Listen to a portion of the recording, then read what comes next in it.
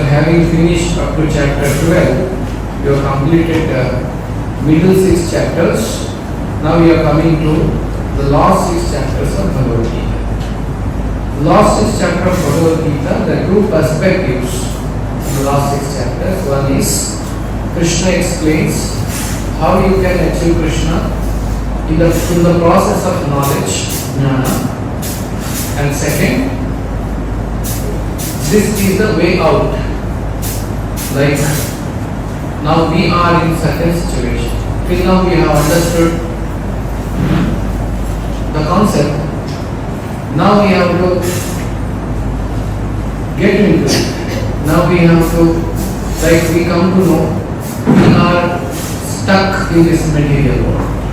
That is the understanding we got. How there is a different world, there is a spiritual world, there is material world, all those things. Now, this particular chapter onwards, it explains you as a Bhadratma, we as conditioned souls, how to get out of this. For that, more practical things will be explained from the chapter 13 to chapter 18. So 18 is kind of a conclusion. So however, it goes in the same fashion. So now today is 13th chapter, the first chapter in that. This chapter is named as Nature, Enjoyer and Consciousness. Prakriti, Purusha.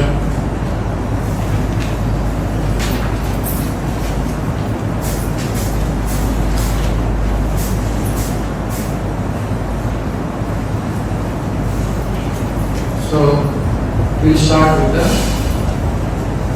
first verse.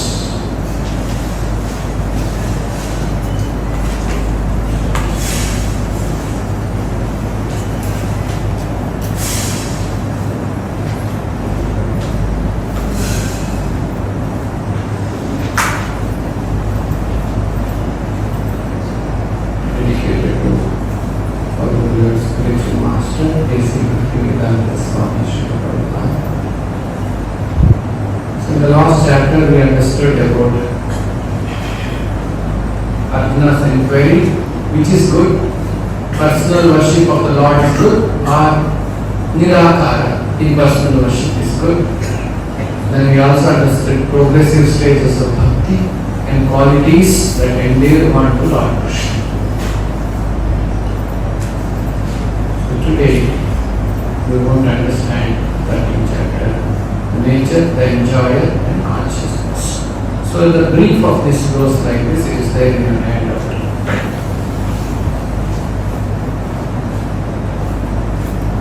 Arjuna 6 questions. In the first verse, in one verse there are 6 questions. And Krishna describes the answer for 3, 4 and 5, 2 to 7. 8 to 12, Krishna explains about jnana, the knowledge, items of knowledge. And 13 to 19, Krishna explains object of knowledge.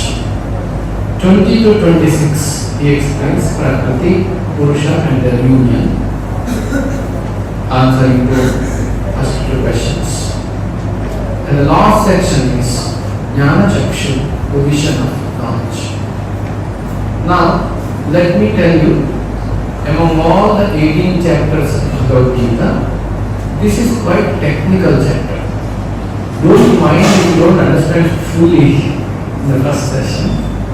You may read again and again to understand it more deeply. I try my best to simplify it as much as possible.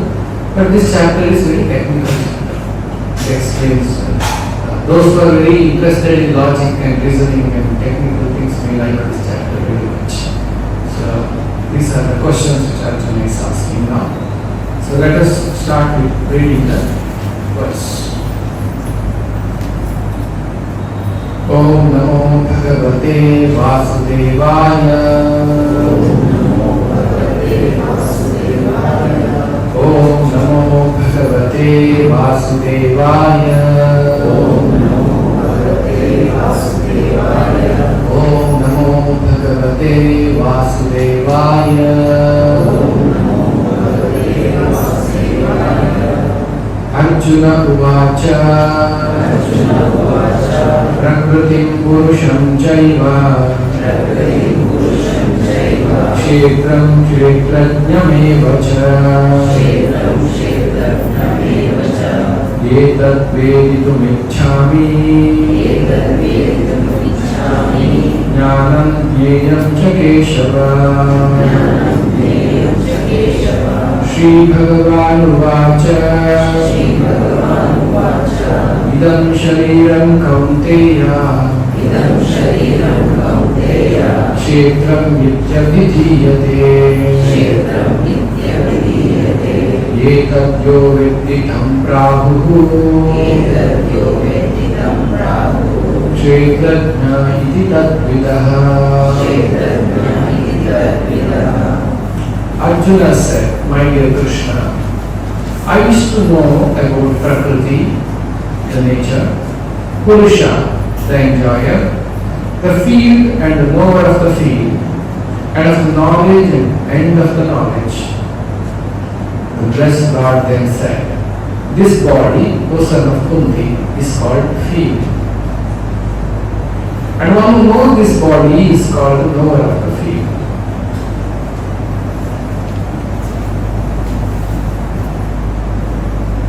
This is verse 1 and 2 we read now. Let us see. So Arjuna's question is clear for us. Arjuna asked these many questions. It is there in the handout also. What is Prakriti? Material nature. It's simple to understand. What is Prakriti? This is the question. What is Purusha? Purusha means enjoyer. What is Kshetra? Field of activity. What's Kshetrajna? Jna means one who knows of the field. Like we say Sarvajna. Sarvajna means one who knows everything. Jna means one knower. Kshetrajna, one who knows the Kshetra. Jnana means knowledge. And Jnayam means object of knowledge or end result of the knowledge. What are you going to achieve by knowing that? What is the purpose of it? These 5 or 6 questions which Arjuna is asking in the first verse. Now Krishna is answering that one by one. This body is called field of activity. Krishna is directly answering the question number 3. First, Krishna is taking us to a proper order so that we can understand easily when he is answering. He is saying this body is called field, Kshetra. Then, in this body, field of activity for the conditioned soul. The conditioned soul is entrapped in the material existence and he attempts to lord it over material nature. Basically, we are souls, we are Atma, Aham Brahmasmi, I am not this body. That all of us have understood. So we have given a field to act. That field is called this body. So the Kshetra in which we are acting is this body. I use this body to fulfill my desires. This is a field which I can use it for. Like we have a field, cricket field. They use that field for playing. Like that field of activity, field of the soul is this body. It's so simple to understand. So, Kshetra is body and Kshetrajna is the soul, Atma. But we should know this soul presently given this body, material body, this is not its original position. What is the original position of the soul? Being with the Lord. Original position of the Lord, soul is called Sarupa. Sarupa of the Atma. That is a particular body, spiritual body. We all also possess with the Lord. That is why in the mukti, in the moksha, There are different levels of moksha, different varieties of moksha. From the moksha which is impersonal to the most confidential level of relationship with the Lord. There are different levels of moksha. It's called Samipya, Sadokya, Sarokya. So there are different muktis are explained in the other scriptures. Let us not go into that. But we are today entrapped. That's the word entrapped.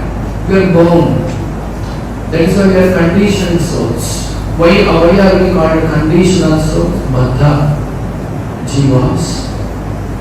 Because we are living with certain obligations, conditions. So many conditions. We can be happy if our body is staying in a comfortable place. If now the temperature is 32, 34. Imagine the temperature reaches 46, 50. You feel difficult. So one condition is that with the high temperature you cannot live. Another side, if the temperature goes to -1, -2, that also not okay for us. If we are not supplied with the food, 1 day, 2 days, we cannot sleep. We wanted to go from here to Bangalore. We need a vehicle to take us. We cannot go by flying. And many things which we don't want, it is forced upon us. Old age. None of us want to grow old, but it is forced upon us. Diseases. None of us want to suffer with the diseases, but it is forced upon us. These are the conditions which we are living in this world. Yes, again, there is some boundary for happiness. That is why we are called entrapped in this material world. Soul is being bound by these things in the material world. So this Kshetra is given. Kshetra is limited. In the Kshetra, how much he can do, that much. One more example given is a cow. Take a cow with a rope, a long rope. In the field, you tie the cow to a pole. Now what is the Kshetra of the cow? Total length of the rope, that is the diameter, that is the radius which the cow can enjoy. Limited. The length of the rope is the amount of Kshetra, freedom one has got. Like that, when we are put in this body, we are defined with our freedom, our enjoyment is defined by our karma. Karma is the length of the rope. Good karma means the long length of rope. Not so good karma means shorter rope. Somebody is in extreme poverty, or someone is born with certain disabilities. Their karma is not so good. Their length of the rope is very less. So each one of us are bestowed with certain kshetra to act, to fulfill our desires and activities to do. That is kshetra, and who is seated in this is kshetrajna.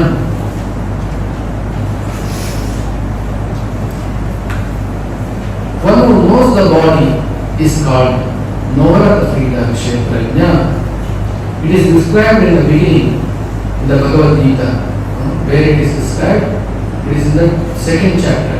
Dehinosmin yata dehe kaumaram yavvanam jara dehinaha asmin. One is seated in the body, in the deha. The living entity within the body, and the body is changing from the childhood to boyhood, from the boyhood to youth, from the youth to old age. person who owns the body knows that body is changing. The owner is distinctly Kshetrajna. So this is explained in the purport by Srila Prabhupada like this.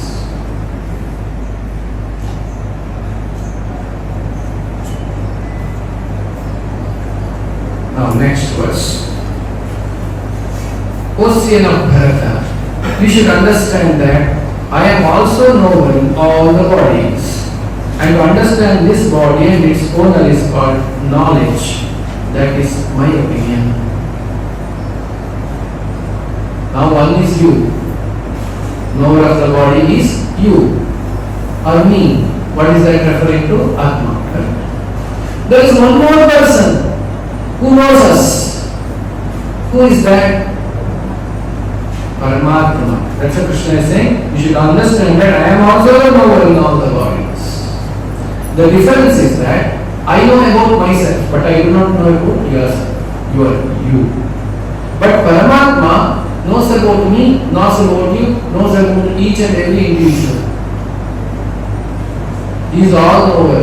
He is the same Paramatma seated in your heart, my heart, and everybody's heart. So he is all powerful. But we are limited to the one body only. That too, one body also we do not know fully. Ourselves also we do not know fully. That is why when we get stomach pain, we go to doctor. Doctor, something is paining you, tell me what is it. Because we cannot know what is it. So our ability to know our body is limited. Here analogy Srila Prabhupada here. A citizen may know everything about his patch of land, but the king knows not only the palace but all the properties possessed by the individual citizens. Similarly, one may be the proprietor of the body individually, but Supreme Lord is the proprietor of all the bodies. Is the owner of them. That is why Krishna is, our body is also property of the Lord. Then further Krishna says in the same verse, understand this body and its owner is called knowledge. That is my opinion. Meaning, this body, Atma, Paramatma. One who understands this is called Jnanam. This is the meaning of Jnana according to Krishna. Definition of knowledge: the study of the subject matter of the field of the activity, and the knower of the field very minutely. This understanding of Atma, Paramatma, our purpose, our existence, that is called knowledge. All that we study in this world by going to schools and colleges, that jnana is actually called material knowledge. That is certain skill sets we acquire to make our livelihood. That is also required. Vyavaharik in this world. We do that also. We study engineering, we study law, we study medicine. So all this is also skills.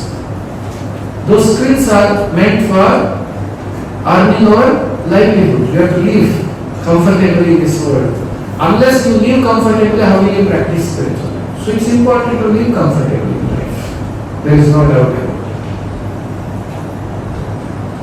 So this is actually not called as a jnana according to Krishna. Jnana is, this is the jnana. Atma and Paramatma, understanding that is jnana. Then what are we studying in the schools and colleges? We call this a knowledge. That is called material knowledge, called Jada Vidya. That Vidya does not help us to go back to home, back to God. That knowledge does not help us.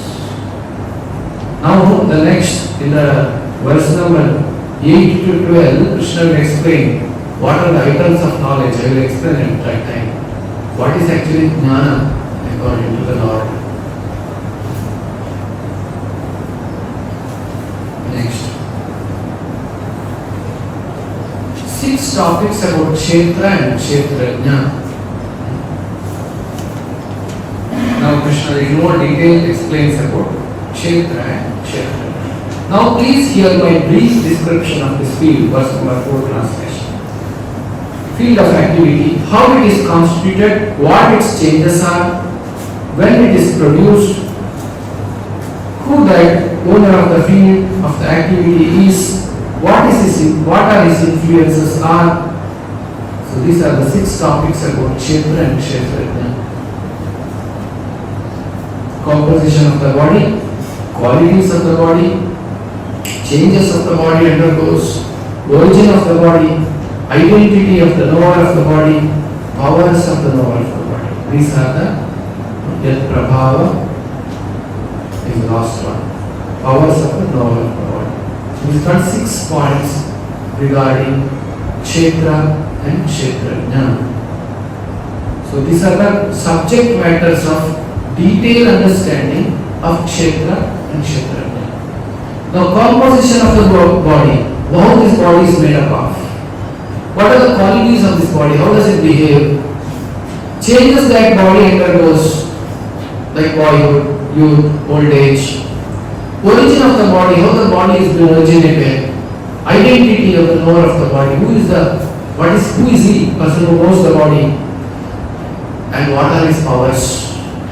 These are the 6 topics connected to Kshetra and Kshetrajna.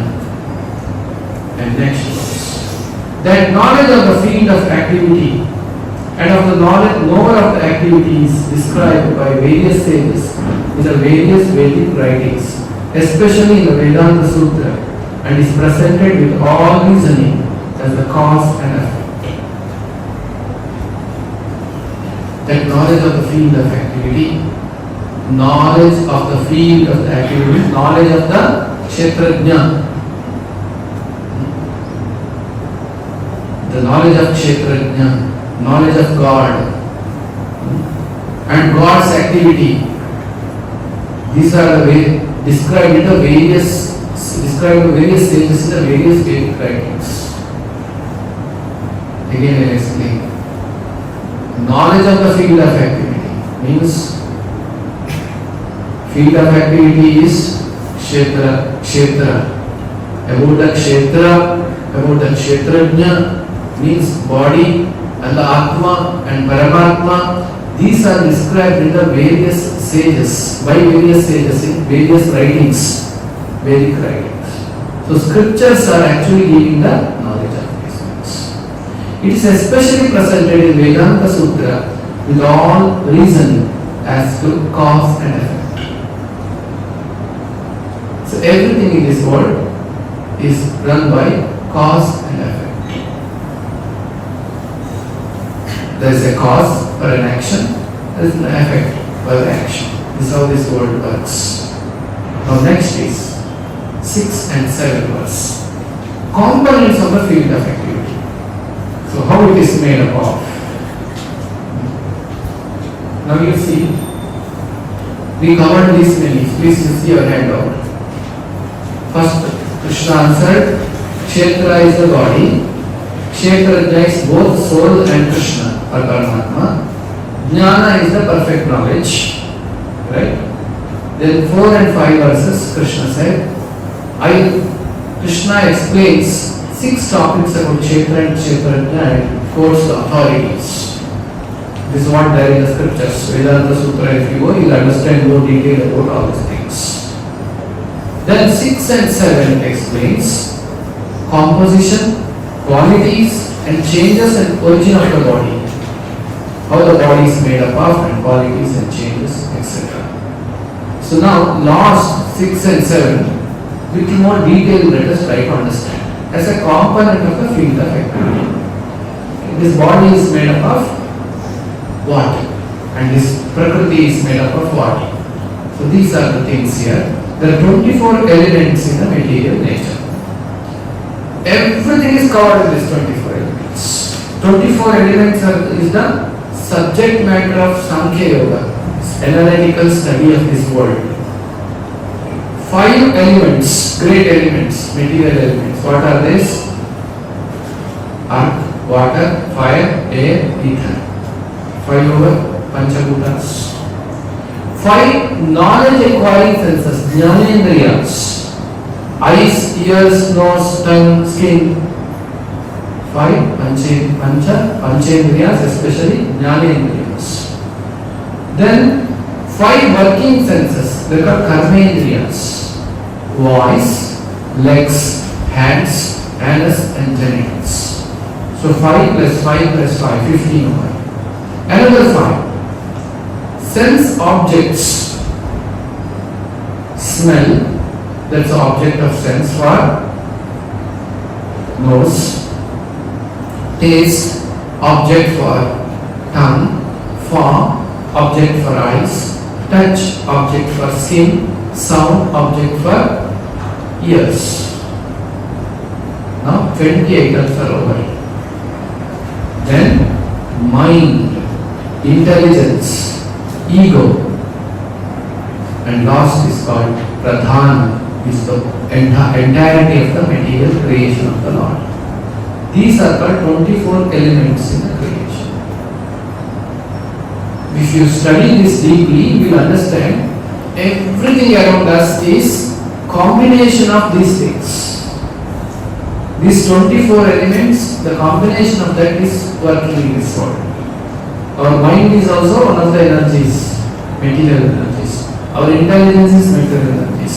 Ego is called Ahankara. The function of mind is feeling, love, feeling. These things are functions of the mind, emotions. Functions of intelligence is decision making, discrimination between what is good, what is not good, calculation. These are all done by intelligence. What is the function of ego? Function of the ego is identifying. It is mind. Identifying energy is called ego. If I have a house, this is my house. This is my body. We have to identify first in this world to start acting in this world. Then only we act. If somebody did not connect to this world, he cannot behave properly. First of all, you have to identify what we are. The defining, connecting to this world happens through ego. As long as we think we are this body, that ego is called false ego. Soon we understand, I am part of the Lord. Mamaiva amshaha jiva bhutaha jivaloka sanatana. I am the part of the Lord. I am not this body. That ego is called true ego. This cannot be removed. Ego has to convert it from false ego to true ego. Like feel great about India, patriotism. Is required. That is not wrong. Like the ego has certain function, required function. So one has to feel proud about I am devotee of Krishna. That's a proud. That's ego. That ego is called true ego. So that is another element in the creation. So these are 24 elements. Krishna explains in verse number 6 and 7 that 5 great elements he lists there, and these are considered in summary to be the field of activity and its interactions. With this our whole life goes with these things. These are the elements which are given us. To give an analogy, to draw a parallel, it is like this. Child want to cook. Mother is cooking in the kitchen. A small child says, "Mother, I also want to cook." And sometimes in the absence of the mother, child goes and switches on the stove, takes knife. Then mother feels concerned. If I don't provide an opportunity for child to cook or give something else, this child will harm himself. He cannot cook. He doesn't have the ability to cook.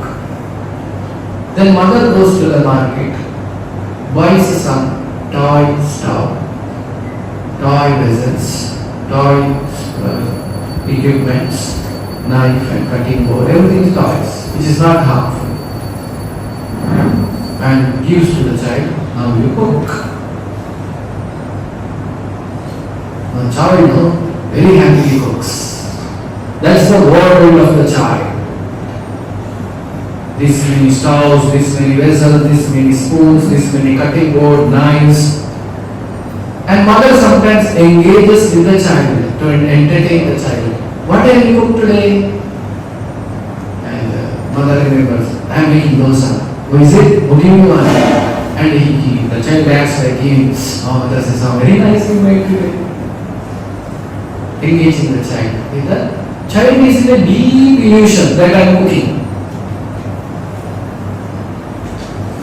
Now, this is the analogy we can draw to our life.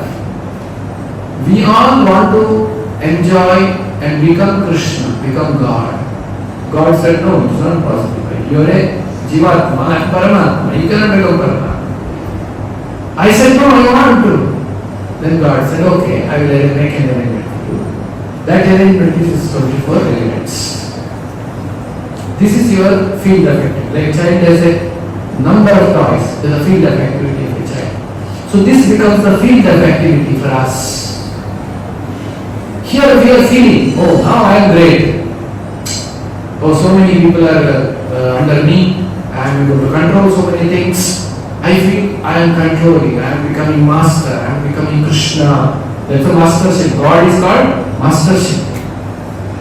Purusha. God is called Purusha. Govindamadi Purusham Tamaham Bhajami. The Purusha. Purusha means enjoyer. Now I have become enjoyer.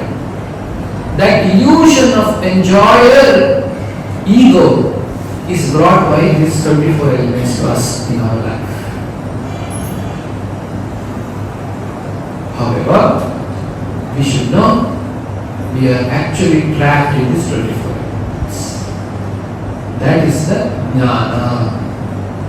When we understand this, then you are called jnani.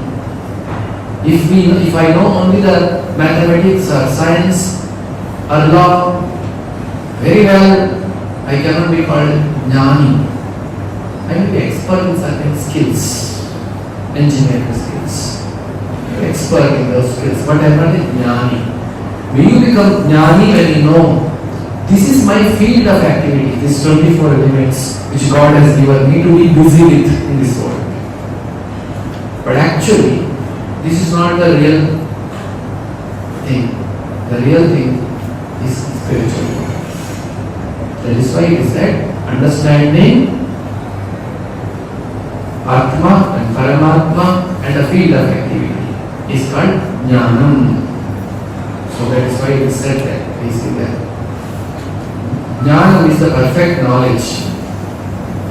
So which knowing all these things.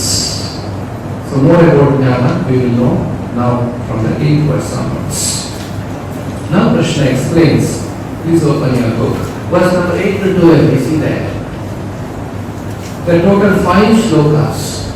This explains total 20 items of knowledge.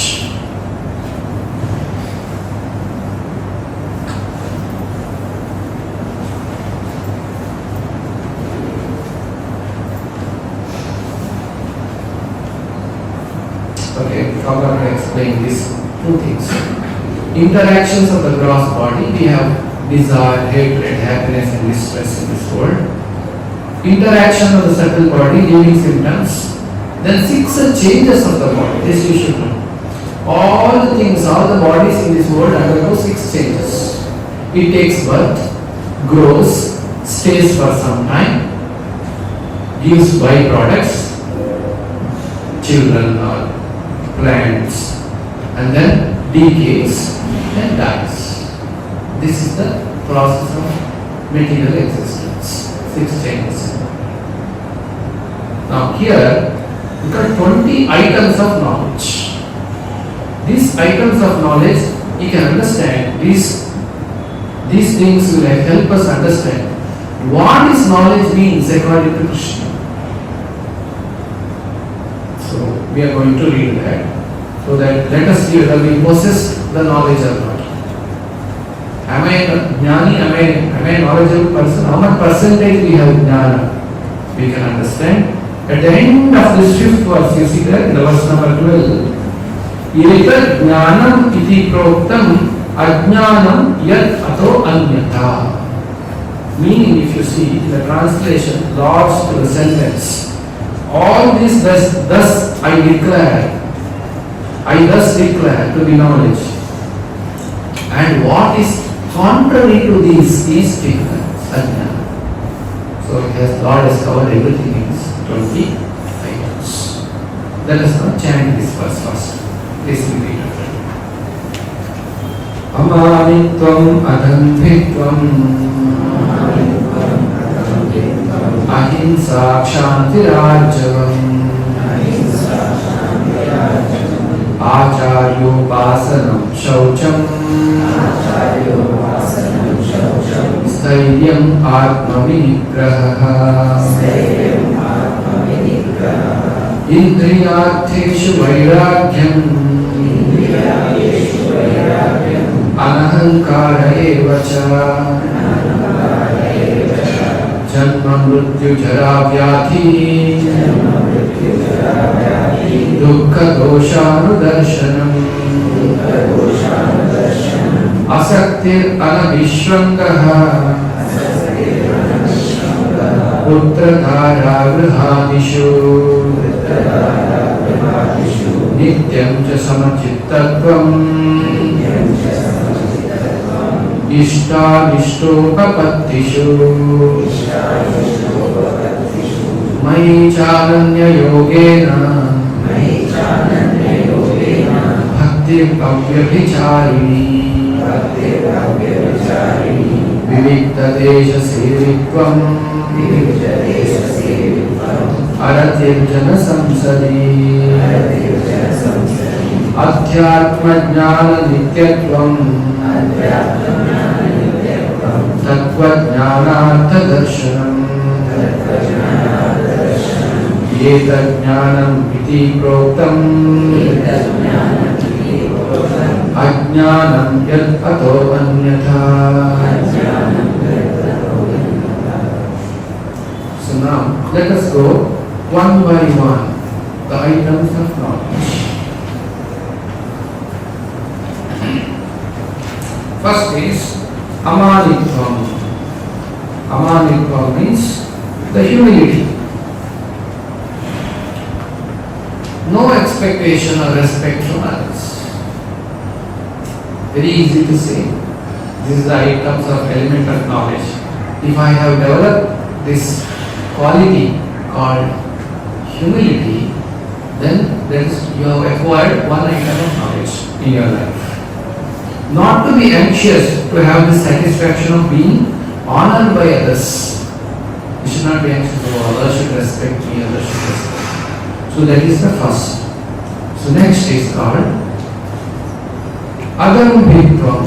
Adhanvitvam means pridelessness. Not to be anxious to become famous.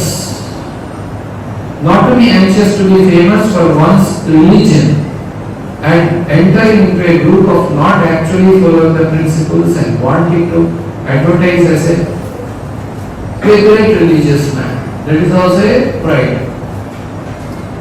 Though I know Bhagavad Gita, that also can become pride. So pride can come in anything. Pride only not in the field of materialism. Pride can also come in the field of spiritual life. Oh, I am greatly advanced devotee, I am great devotee of Krishna. That is also a pride. That is why the greatest devotee of Lord says, Krishna says, anybody says I am devotee, he is not a devotee. Anybody says I am a devotee of the devotee of the devotee of the devotee, he is my devotee.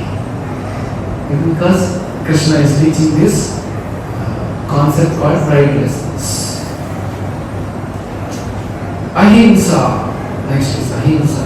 Ahimsa means not violent, not putting others in distress.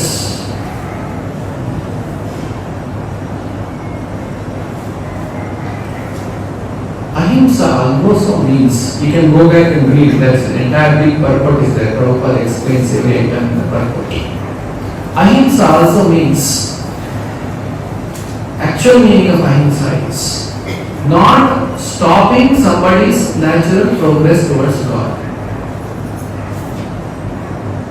That is why killing an animal is himsa. Why? Because as per the law of the nature, animals have natural evolution. In this body, in this life, one Atma has got the body of a bird. Next life, that bird may become reptile. Next life, it may become a dog. Next life, it may become tiger. Next life may become cow. Like this, it has a natural evolution process. It has to go through so many species of life. In the animal species, they have a natural progress. They get elevated. More.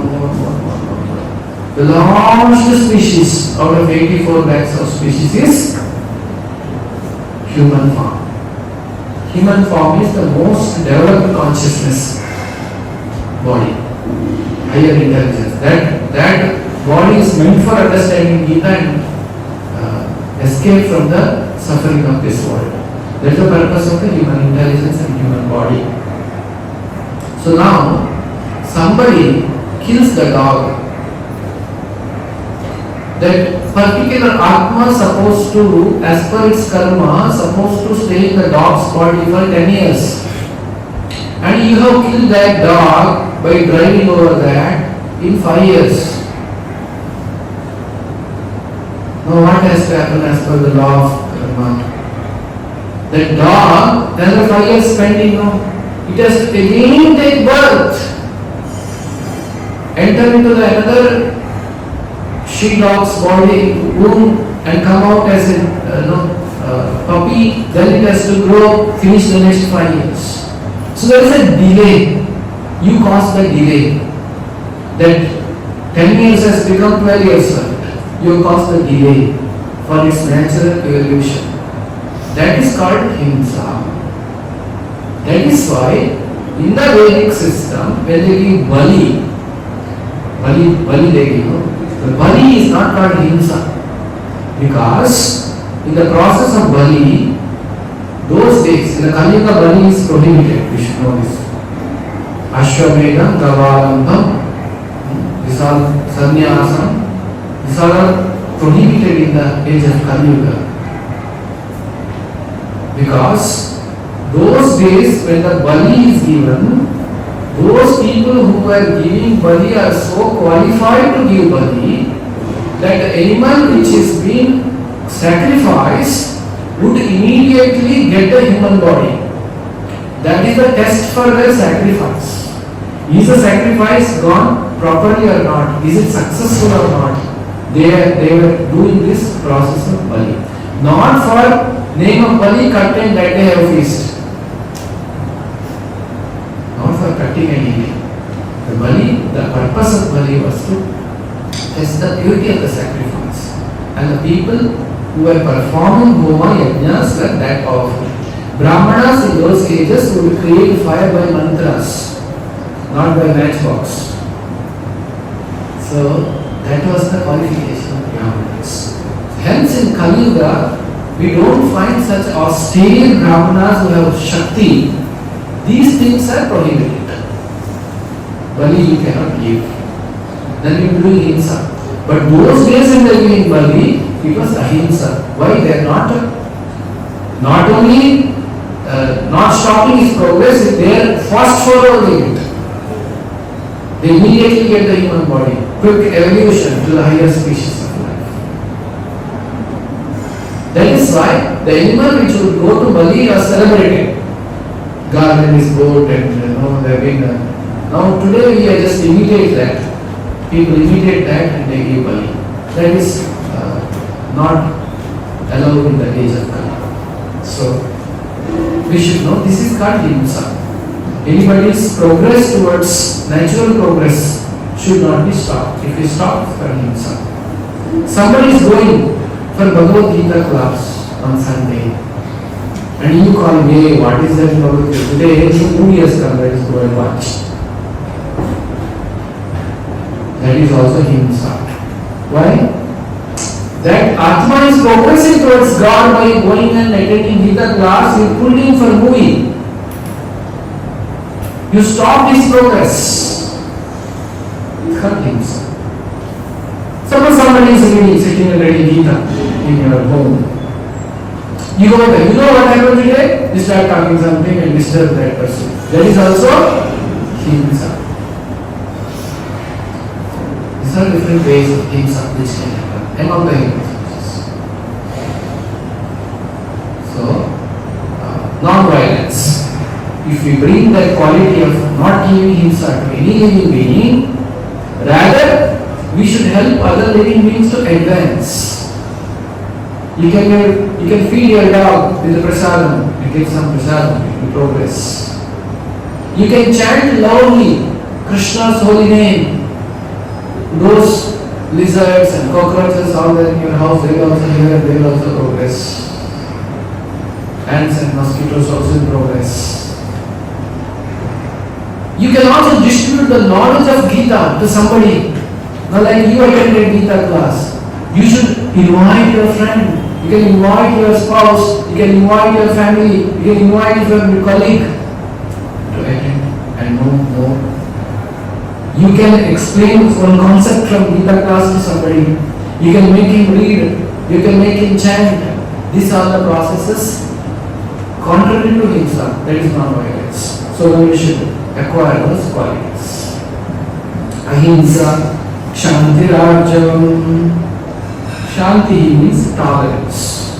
One should be highly tolerant in all the situations. Sometimes we may come across somebody insulting us. Somebody is dishonoring us. We should not get disturbed by that. We should be completely tolerant. Best example for the tolerance is Prahlad. His father so much tried to insult him, so much tried to kill him and punish him, but he was not disturbed. So tolerance. Another example for tolerance is Jagabharat. There is a story. Bharata Maharaj became deer, next life he became Jagabharat. So much insult he had to go through, but he was tolerant.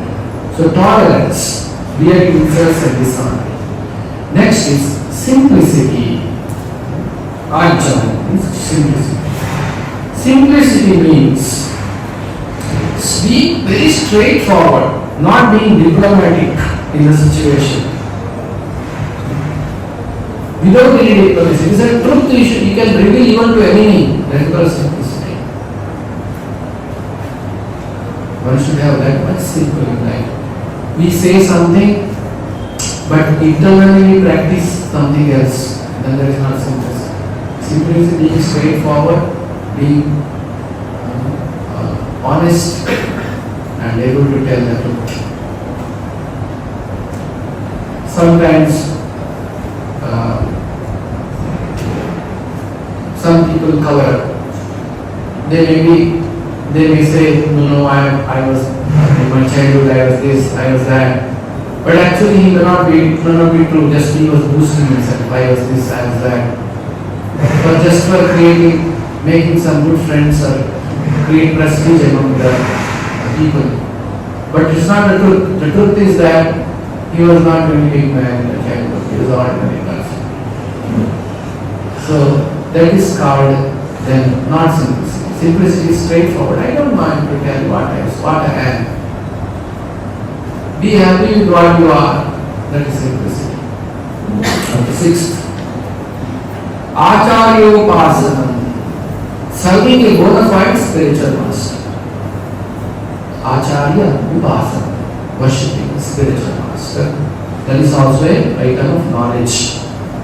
Then, Shaucham, cleanliness. Both internal and external. External how? By taking bath. washing ourselves. So that is external cleanliness. Wearing the fresh clothes, taking bath, etc. Internal cleanliness by chanting holy name Krishna, Hare Krishna, Hare Krishna, Krishna Krishna, Hare Hare, Hare Ram, Ram Ram, Hare Hare. When you chant, internal cleanliness. It is explained by Chaitanya Mahaprabhu. Cheto dharpana marjanam domaha dhava nirvapanam shreya chandrika vitaranam vipravato jivanam anandam buddhivardhanam pratipadam purnamrita swadanam sarvatmasnapanam param vijayate Shri Krishna Sankirtanam. Shri Krishna Sankirtana will cleanse Cheto dharpana marjanam. Just like the dust accumulating in the mirror, you clean every day. Like that, the chanting of the holy name cleanses. Like in your car, you may be using the car every day, but every day in the morning once the glass they clean, you see the drivers, everybody. Or if you are self-driving, you put on the wiper and once you clean. Every day it has to be clean. Like that, in our heart, kama, krodha, lobha, moha, mada continuously gets accumulated, and we keep interacting with the material things around us. Good people, bad people. Some bad influences may happen to us through some video, through some person, through something. We keep coming, inputs we are taking. No? There are five senses we have. All the five senses are continuously taking, grasping inputs. When I am walking on the street, it is absorbing something. All the five senses are active. So much contamination can come and sit. That has to be cleansed. For that you have to chant every day. When you chant every day, it's like just cleansing the dust from the mirror every day. That is internal cleanliness. That's shaucham. Stairyam atma vinigraha. Stairyam means steadfastness, determined to progress in spiritual life. At any cost, I want to progress.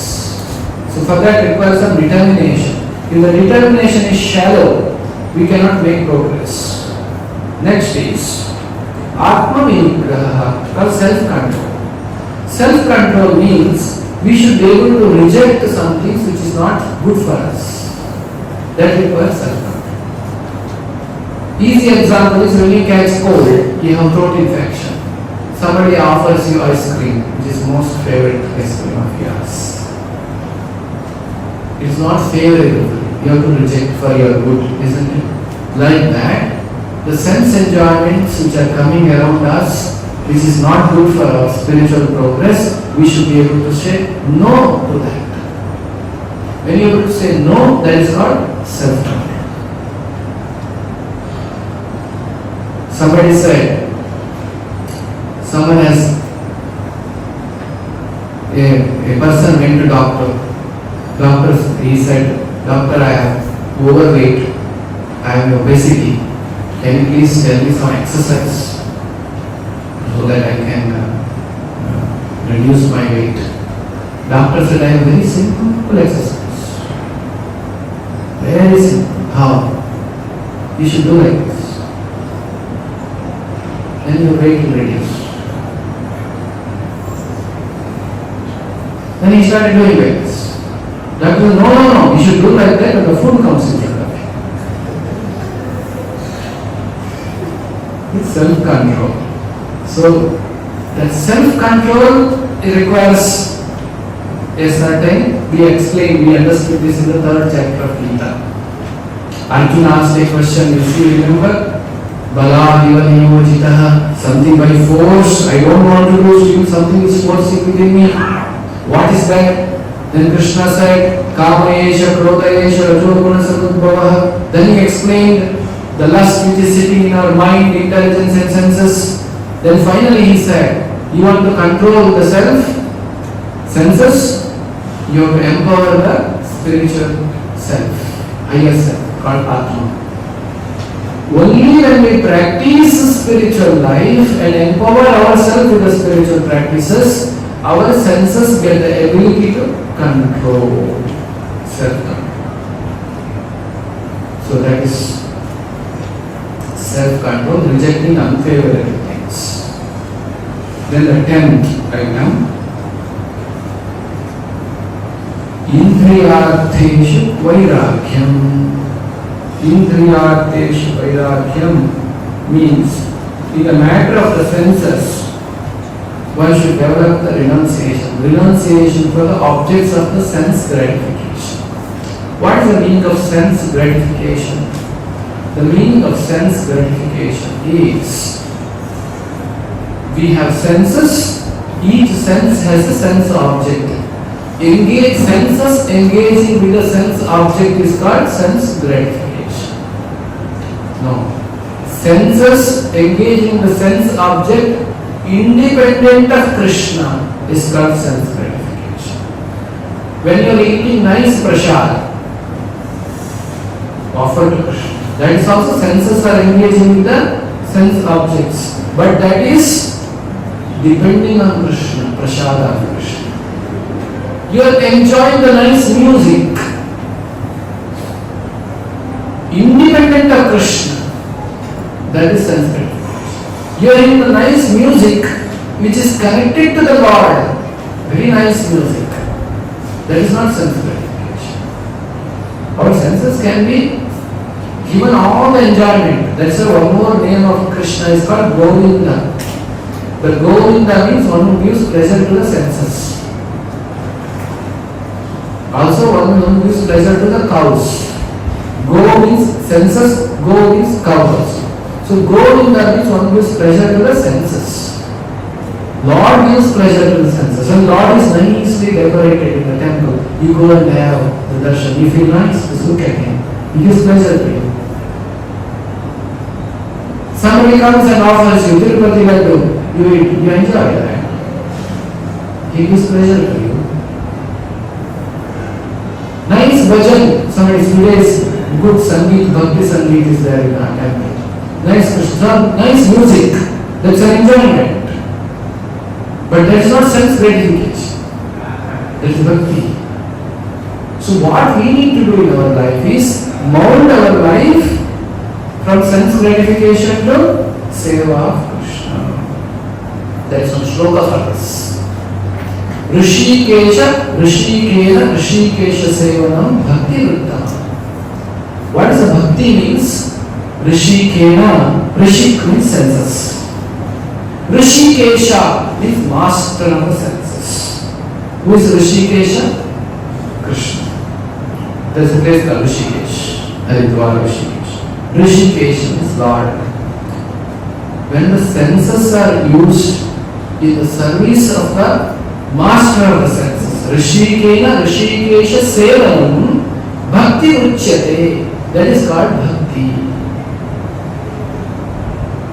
So we should not starve our senses. Oh, now I am practicing spiritual life. I will not eat, I will not do it. No. Spiritual life means it is not negating. I will not do. Spiritual life is positivity. You should bring positive things in your life. Remove the negative things from life. That is spiritual life. Sometimes people think spiritual life means removing everything from life. All enjoyment will be removed from the life. Spirituality means remove the negative things, fill it with the positive things. So sense gratification should change to Krishna conscious sense enjoyment. Bhakti. That is needed. That is how Vedic culture was naturally mounted in earlier ages. What was entertainment for our ancestors? Yakshagana, Harikatha. Is it not? What is the travel and picnic for our ancestors? One day picnic is Dasa. Long picnic means Kashi. So going to pilgrimage sites. Enjoyment means Satyanarayana Puja. Call and nicely, feel everybody, do nice puja, nice bhajan. You see how Vedic culture was Prevalently in the Vedic culture, senses were engaged in the service of the Lord by the social system itself. But later, by the influence of the Western culture, we have switched because we lost this knowledge. It is not our fault. We forgot why we are doing. Then slowly the next generation questioned us, why you are doing? What's the purpose? You want to enjoy, you can enjoy like this also. Anyway you are eating, you can eat like this also. So they started changing. Because this knowledge was lost. Because intentionally, in our modern education system, we took the religion outside, Bhagavad Gita outside, spirituality outside, in the name of secularism. So we did not get the knowledge. We only got material knowledge in the schools. And we don't have the time for anything else during our studies. And we only learned those things. Then we thought, what is the use of going to them? Temples also filled with such people. They made temple as a business. So like this, our dharma started deteriorating. So now, you all are understanding Bhagavad Gita. You should revive this in your personal life. We may not be able to revive the entire society. In your personal life, as much as possible, connect yourself to Krishna. Somewhere or other, there are 4 ways you can serve Krishna. Prana, Artha, Diya, Vacha. Prana, Artha, Diya, Vacha. 4 ways to serve the Lord. Prana means serve the Lord with full life, full time. I am only used for, my life is meant for serving the Lord. That's a prana. That may not be possible in your circumstances. Then you can serve the Lord with Artha, the money. Money is a translation of our hard work only that can be engaged in Lord's service. Okay, that is also not possible. I don't have so much money. Then Diya, the intelligence. God has bestowed you some intelligence. Use that intelligence to serve the Lord. You say that is also not possible. I am not so intelligent. Vacha, speak about God. You are traveling in a train, person sitting next to you, you speak about God. You are in office, colleague, speak about God. Somebody's birthday is there, go and read the Bhagavad Gita. Talk about the Lord. Invite people to the understanding of Krishna consciousness. These are Vacha Seva. Body Seva. This way, we have to be engaged and connected in our personal life, in our circumstances, situation which is suitable to us in our particular life. We should connect to Krishna, always think of Krishna. This is what Krishna said. The 8th chapter of Bhagavad Gita. Tasmat sarveshu kaleshu mamanusmara yudhyacha. 8th chapter verse number 7. Tasmat, therefore Arjuna, sarveshu kaleshu mamanusmara yudhyacha. Think of me and fight. He did not say, think of me. Anyway, you have to think of me at the time of death. Why you should fight? Go to forest.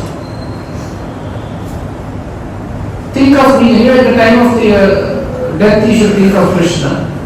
You keep thinking of Krishna and commit suicide. This is not recommended by the Lord. Lord is saying, Mamanasmara, think of me, Yudhyacha. Yudhyacha, you study Arjuna, fight. You should fight, you are a Kshatriya, you have a duty bound. Like that we have certain duties in this material world. We must do our duties nicely as the devotees of the Lord. While doing that, you should remember Krishna. By chanting Hare Krishna, by reading Bhagavad Gita, by serving Krishna, either one of the means, Prana, Artha, Diya, Vacha, you can serve the Lord. This is the process to avoid self-gratification. So item number 10 was self-gratification. Then we can avoid the self-gratification. Our life becomes more happier, more healthier, more satisfied and contented life. Then next, 11th. Ahankara evacha. Ahankara is false ego. So I said false ego here is ahankara. False ego means identifying ourselves with what. What is the true ego?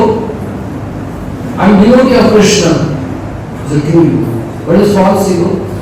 I have nothing to do with Krishna. I am this body, I want to enjoy this body. That's a false ego. Ego is a function that cannot be avoided. That has to be engaged in the service of the Lord. So no identification with the body. Anahankara. Krishna is saying Anahankara is one of the items of knowledge. Next is very important. You see that? Janma mrityu jara vyadhi dukkha dosha darshanam.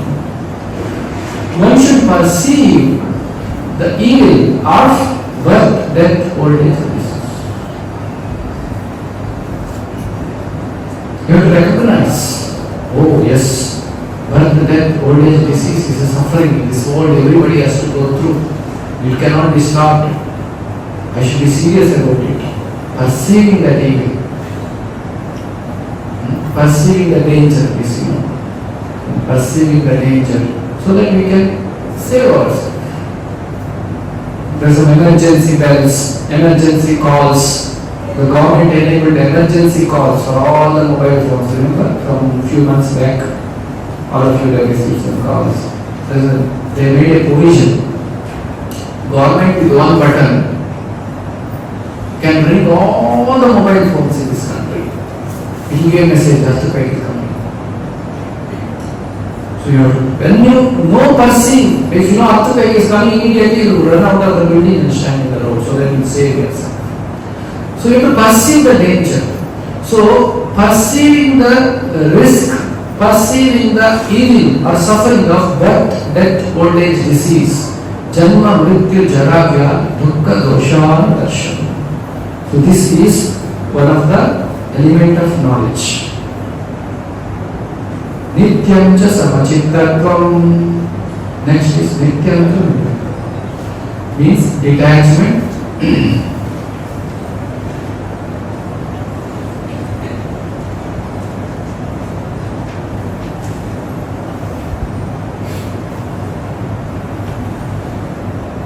Okay, I missed that line. Asakti anavishwangaha.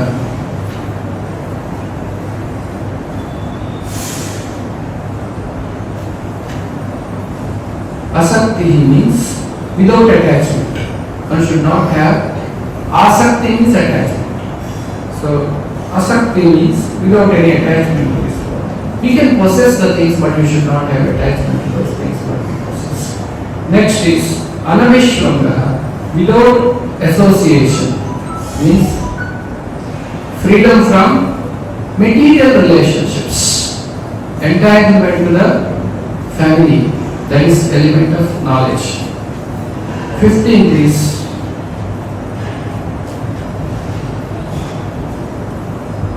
nityam samachittatvam, even-mindedness amid unpleasant and pleasant things, not getting disturbed in the pleasant and unpleasant things. Next is ishtanishtopapatisha. Ishtanishtopapatisha means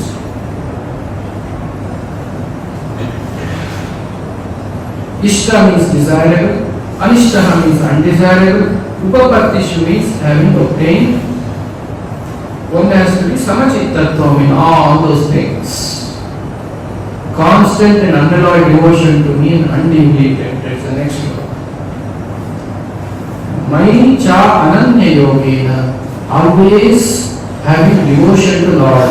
Mai, Krishna is saying, Mai means myself. Bhaktir avyabhicharini.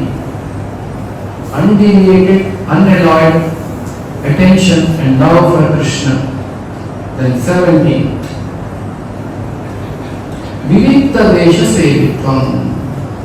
Going to the secluded place, leaving the secluded place, living not in the disturbance of materialistic people. Secluded place also means being in the association of good people. It's not only a seclusion from the people who disturb you. So that is also can be considered as Vivikta Desha Sevitvam. Arajya Janasamsara. So then detachment from the general mass of people who are busy in the sense gratification. Then accepting the importance of self-realization, Adhyatma Jnana Nityatvam. There is importance, I should do self-realization in my life. Then, philosophical search for the absolute truth, the lost one. Tattva Jnanartha Darshana. One should be interested to progress and understand what is the truth. What is the meaning of what is the truth? What is the case? The case is that all this life itself.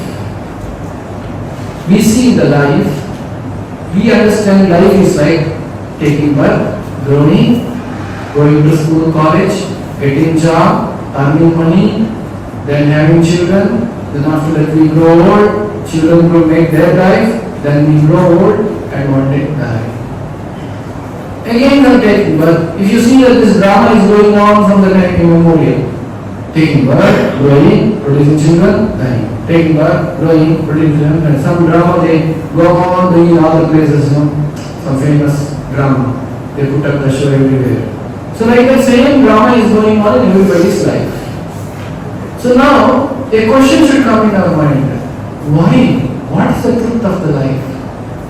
Is it all like a that is happening with animals also doing the same thing, humans also doing the same thing. Why all these things? Everything around us has a cause. The tubelight and fan in this room has a reason. Tubelight is for the light and fan is for the wind. Rainy season, rain has a reason. Why? So that we get water. The trees are there around us, there is a reason. Rivers are flowing, there is a reason for that. Mountains are there is a reason. Forest is there is a reason. Among the human beings, men are there, women are there is a reason. So everything has a reason in this creation. Right? Then one should think, what is the reason for the existence itself? Is the sense enjoyment is the reason why we are existing? If not, for what purpose we are existing? This is called searching the truth of life. So, the Tattva Jnanartha Darshana means philosophical search for the absolute truth. What is this? Night time, go out or go to your terrace.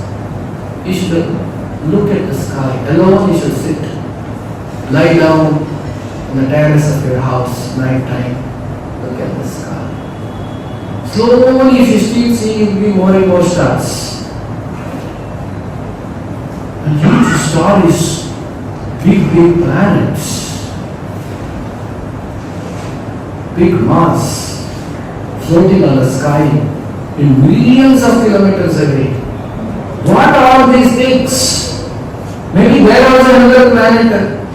There are also in India and Bangalore and one more person is sitting and doing business like me. We don't know what is happening. What is this all world is about? Like this thought. This thought is, if it is coming, is called philosophical search for the absolute truth. This cannot come for the animals. Dog will not understand. You tell the dog, you look at the sky, and what do you think? Why the stars are there? Dog will say, what it has to say. You don't think you can look, if you throw one piece of the bread, it will look up. Falls, it will look down. But human beings, he can tell, look at the sky and think, what is the purpose, what is the creation? This is a special ability the Lord has given to human beings. So, element of knowledge is to have this philosophical thirst in us. What is the truth of life? So, these are the 20 items, elements of knowledge which Krishna is explaining in that. Now Krishna is saying, anything beyond this is ajnana. So, no, mathematics was not there in the list, social science was not in the list, law is not in the list, medicine, MBBS is not in the list. I thought that will come in the jnana, but it did not come. So the jnana, that is why Krishna says, jnana is understanding Atma, Paramatma and Kshetra. Activities, Kshetra, Kshetrajna.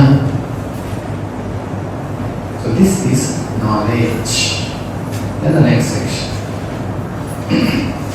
Jnana, object of knowledge. Now we go a little faster. What is the object of knowledge means? Verse number 13. Let us chant this one. So one verse number 13. Jneyam yattat pravakshami yajñātvā amrutamashnuté anādimat param brahma nasattan nasat uchyate nasattan nasat uchyate.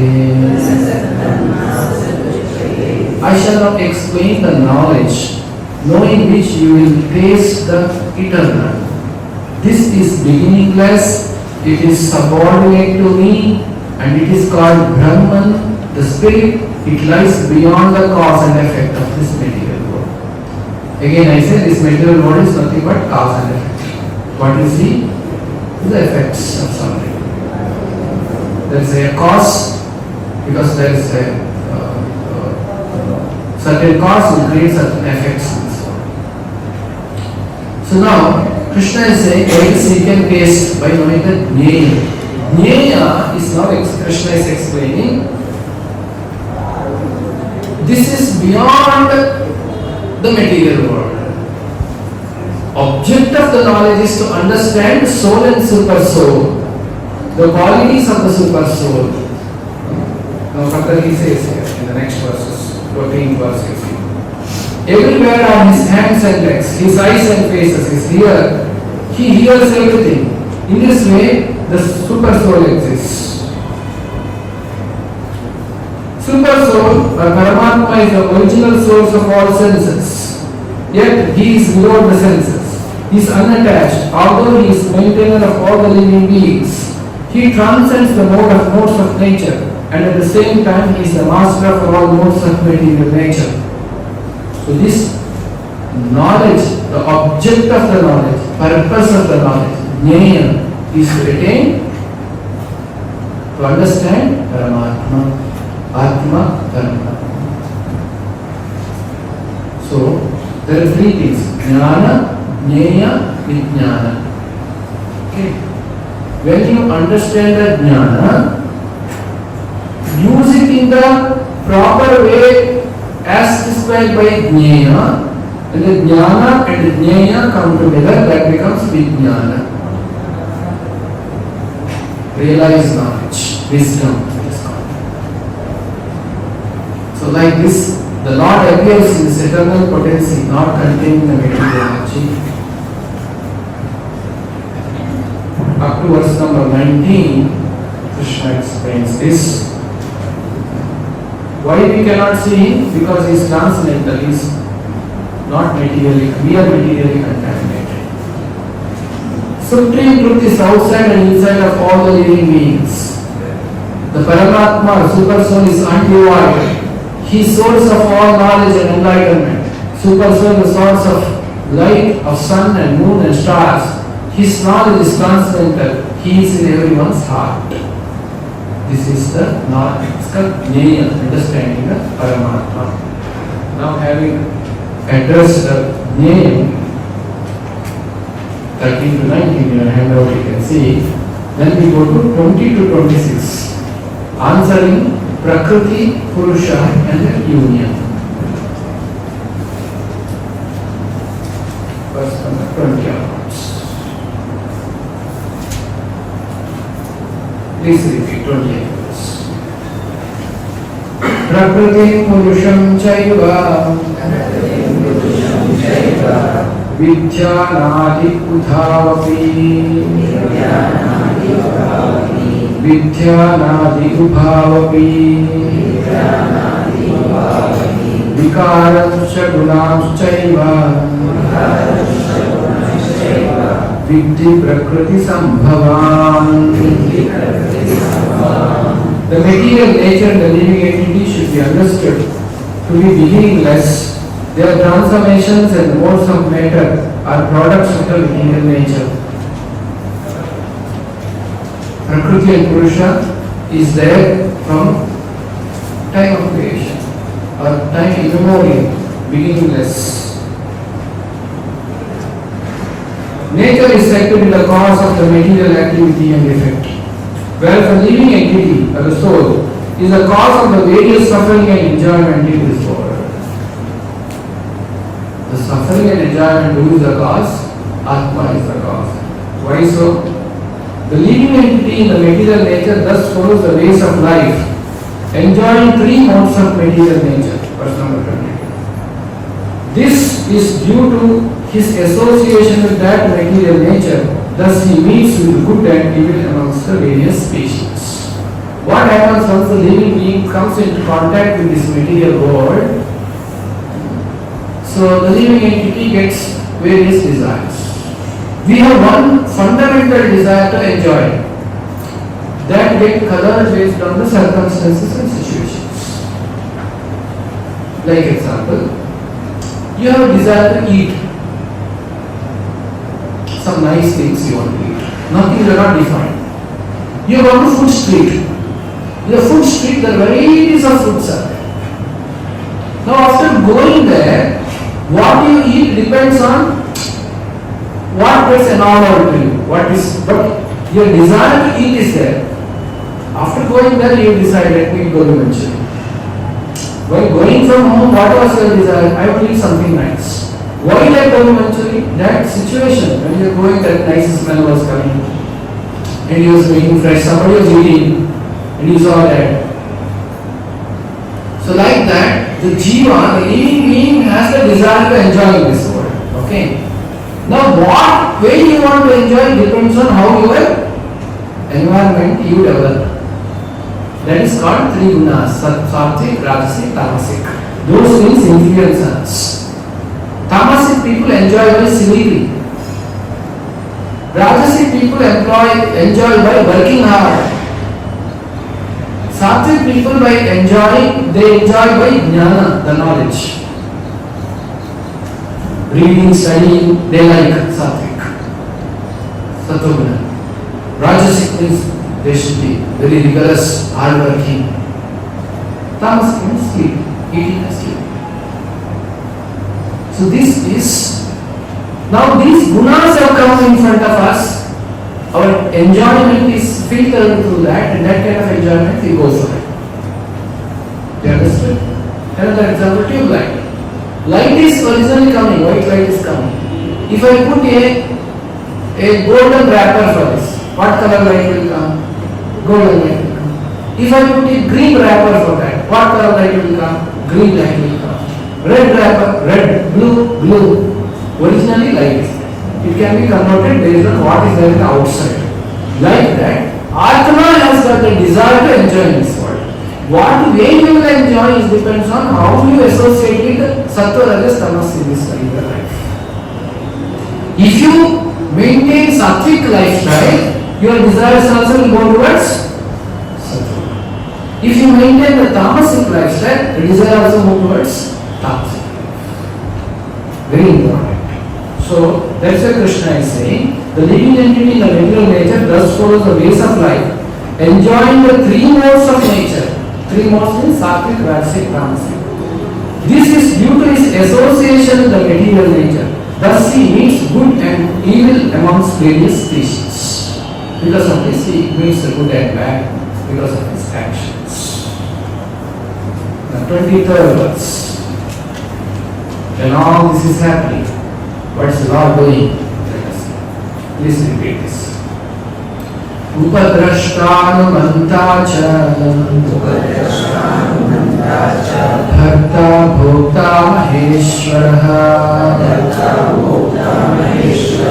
Paramatmeti Chapyukto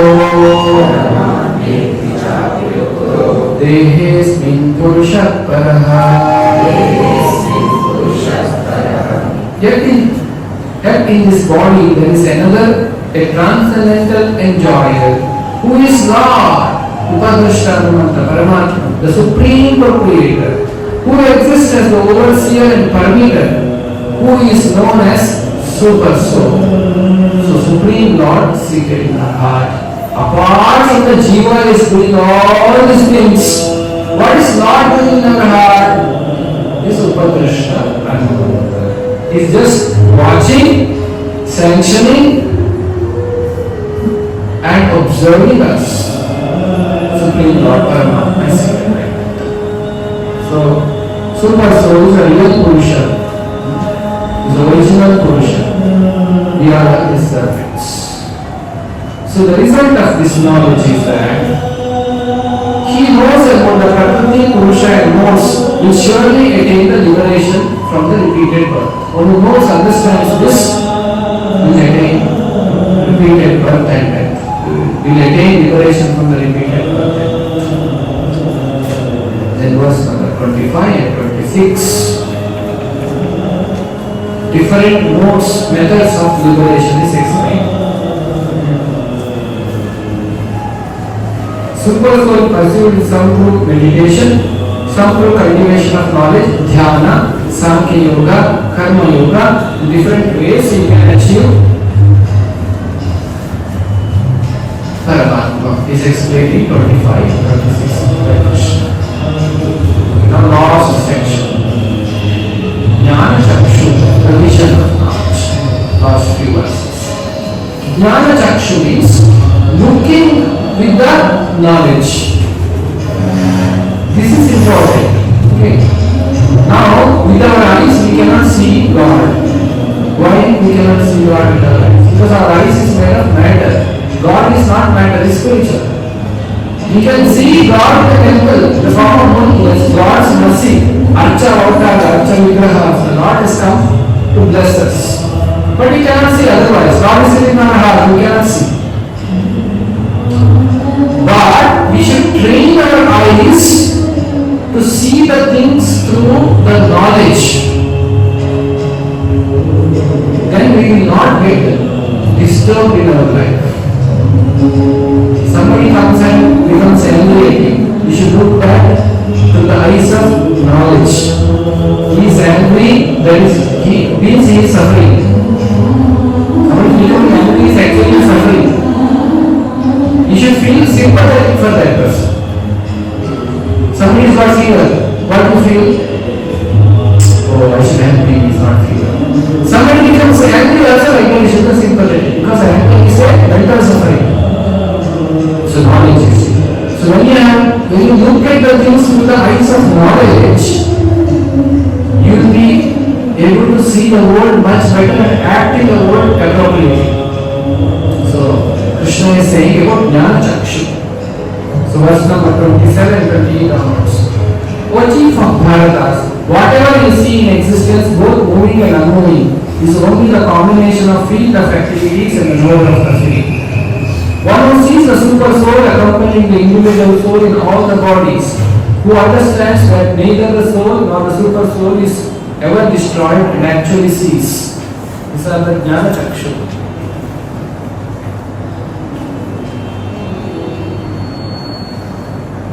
One who sees the super soul in every living being and equal everywhere does not degrade himself by his mind. Thus he approaches the transcendental destination.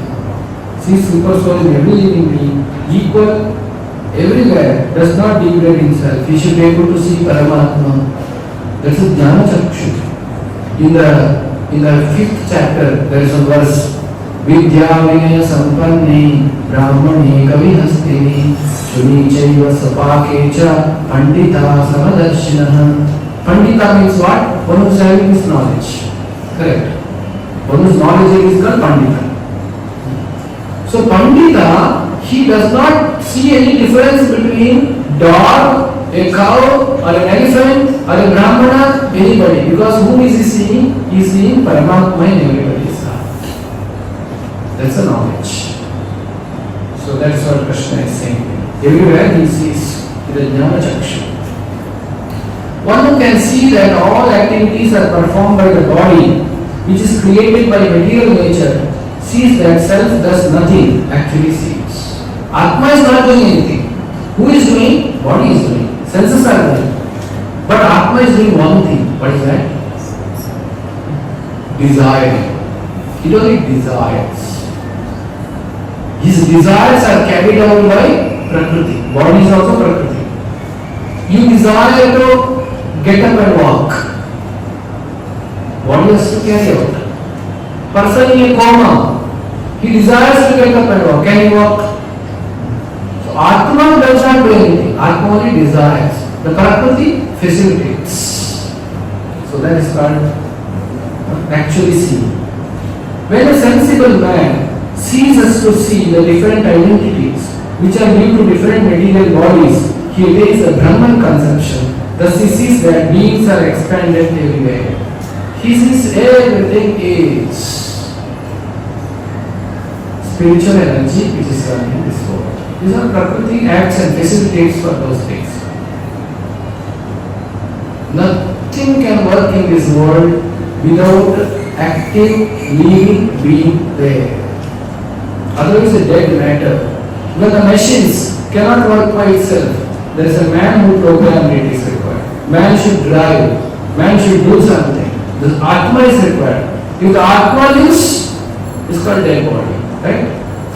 Like that Atma lives, there is no Atmas in this material world. It is simply a matter. Nothing will work. No tree will grow. Nothing will work in this world.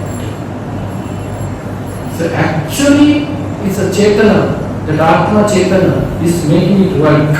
So a person who sees that he sees this Atmas with the desires there and Prakriti is acting and reciprocating and facilitating. He sees like that. He sees everywhere the same.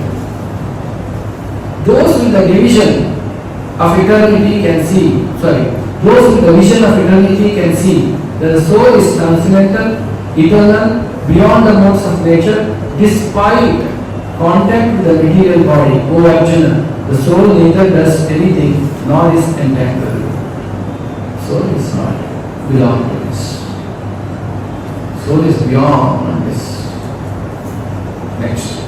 The sky, due to its subtle nature, does not mix with anything. Although it is pervading, similarly, soul situated in Brahman vision does not mix with the body, though situated in that body. So Krishna goes on explaining how the soul is beyond this material world. O son of Bharata, as the sun alone illuminates all the universe, so does the living entity.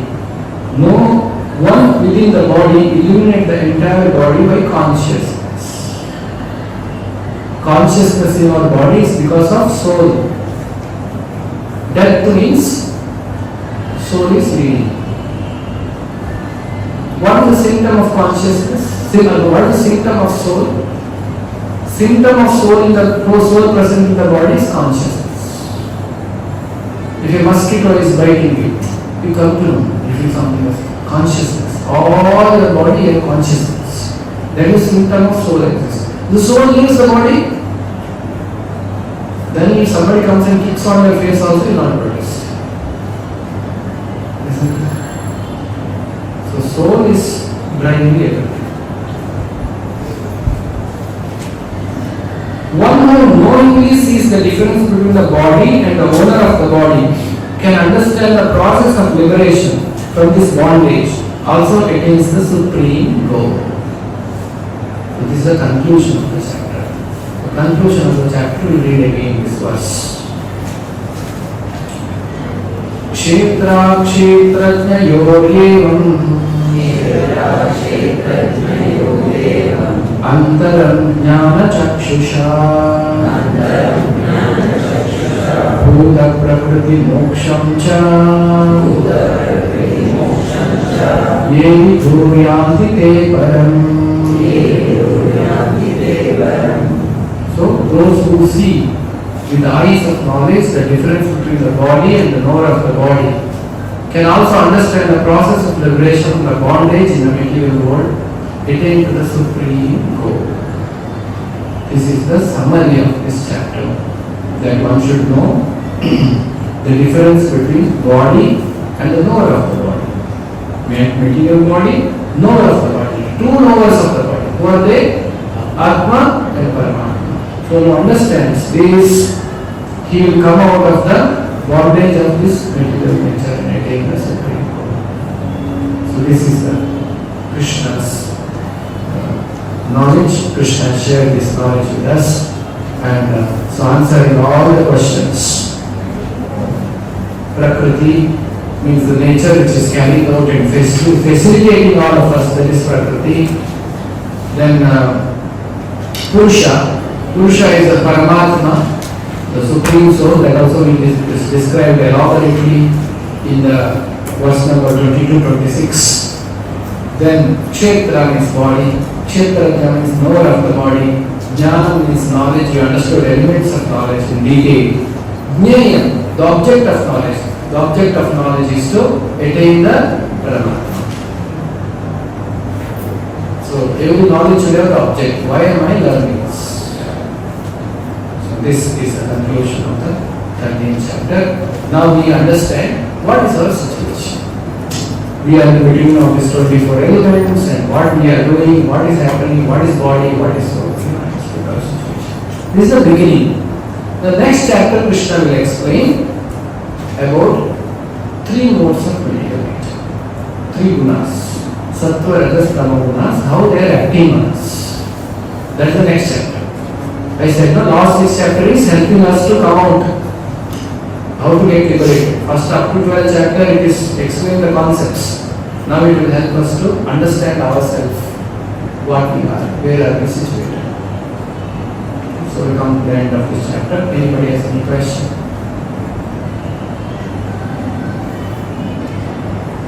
Okay. Srimad Bhagavad Gita ki, Shri Shri Krishna Balaram ki, Shri Nitai Balaram ki, Shri Prabhupada ki.